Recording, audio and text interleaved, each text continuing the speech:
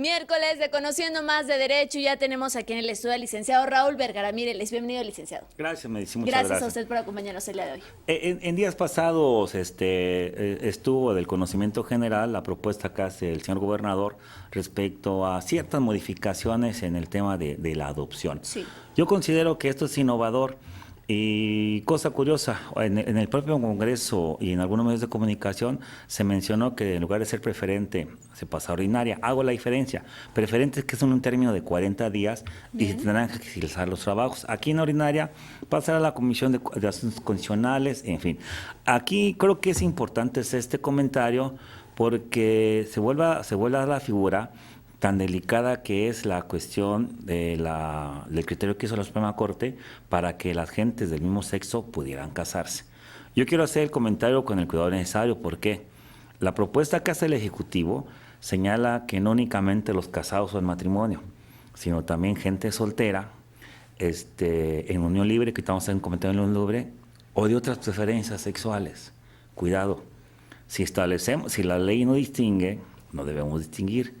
Ojalá que exista el consenso y se deje, como lo establece el artículo primero de la Constitución, volver a insistir esa reforma del 2011, donde todos somos iguales, dejarlo como personas. Sí. Porque si ponemos otra vez de preferencias sexuales, yo considero que vamos a estar otra vez señalando un grupo que de hecho es cuestionado, pero tiene los mismos derechos que todas las demás gentes.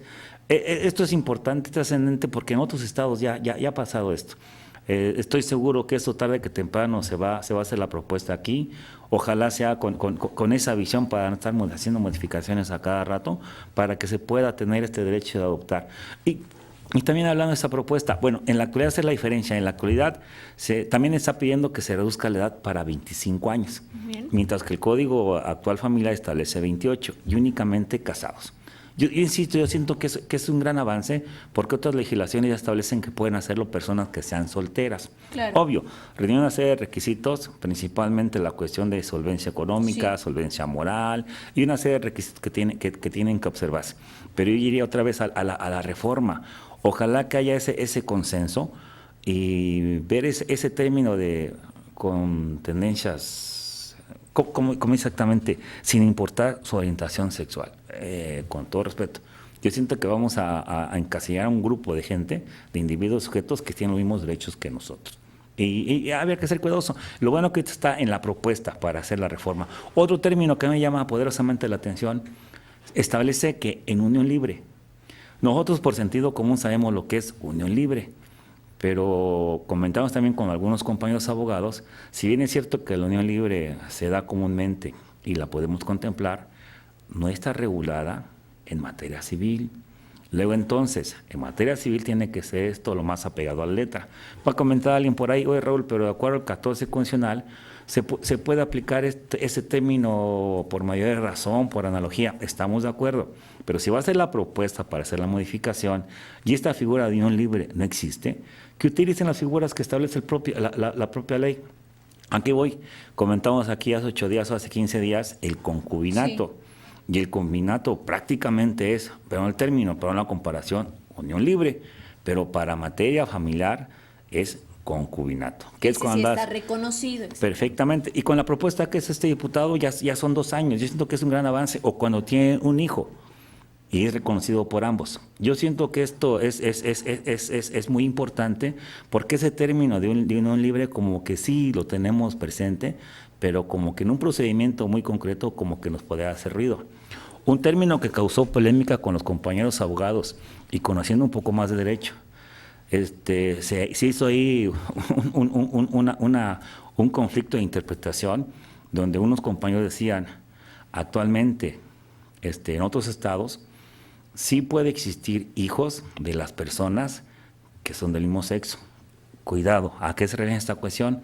La consecuencia de la adopción es que la persona que van a adoptar, después de ser todo un requisito, se le considera como hijo del matrimonio. Bien. Luego entonces, si en estos estados y en modelos tarde que temprano va a tener que hacerse esta propuesta, esta modificación, luego entonces sí va a haber hijos de matrimonios como estén constituidos, de diferente o de igual sexo. Y lo digo con el cuidado necesario.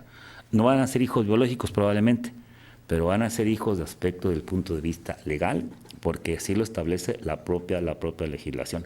Si están haciendo esta cuestión, pues yo haría una sugerencia muy respetuosa. Si está en el momento de ver propuestas, conocimientos, alguna cuestión de vinculación con la ciudadanía, pues que vieran cuál es la repercusión. En lugar de dejarle unión, que sea concubinato.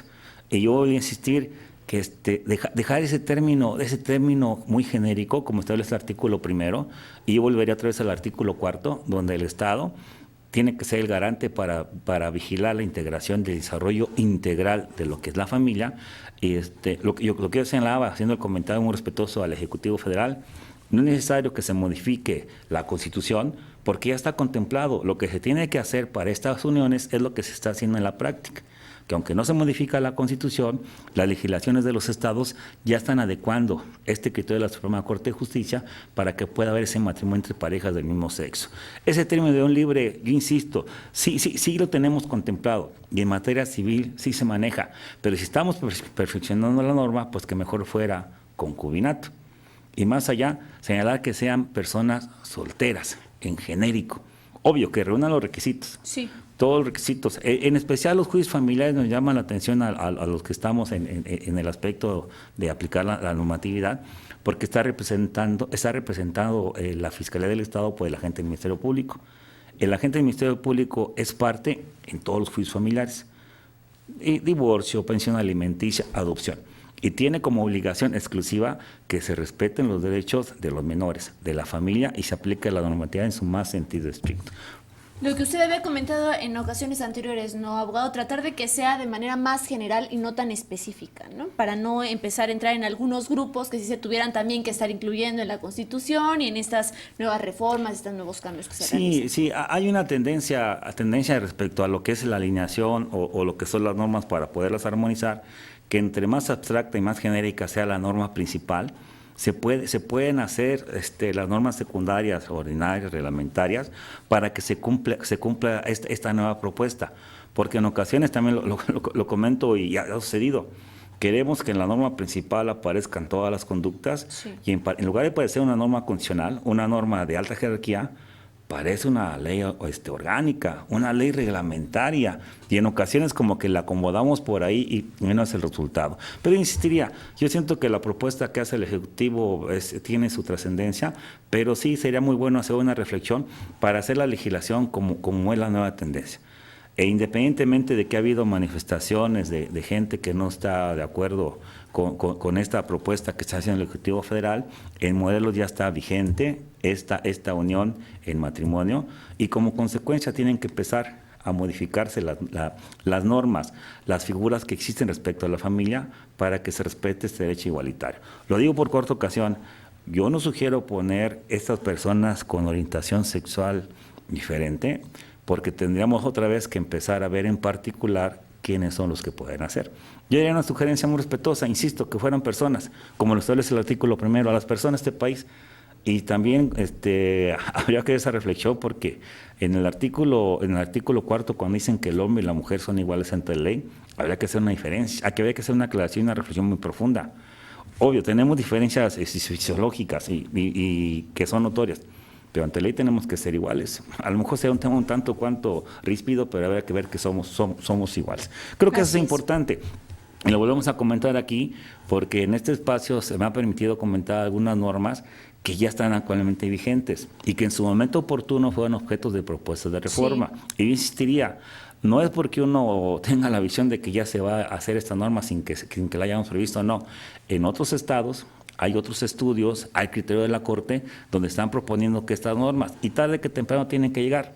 ¿Qué es lo que se propone? Que sean lo más perfectas posibles. Es perfectible, pero para evitar alguna cuestión. Por cierto, en algunas ocasiones en los juzgados, esto es un comentario común, cuando hay ciertas manifestaciones, se les dificulta a las personas que van a hacer una diligencia, alguna actuación en el tribunal, llegar a tiempo. Es más, algunos abogados o compañeros ahí del juzgado dicen, es que ya sabemos que tal día hay manifestación y tratamos de llegar lo más temprano posible, pero por alguna circunstancia no llegan. Se me ocurre hablar de algunas probanzas o diligencias que son de trascendencia para la integración de una confesional. ¿Qué es una confesional? Es una prueba donde la parte, de manera personal, sin intervención de abogado, tiene que absolver, tiene que contestar preguntas categóricamente un sí o un no de la persona o de la parte contraria que le está haciendo, sin asistencia de abogado.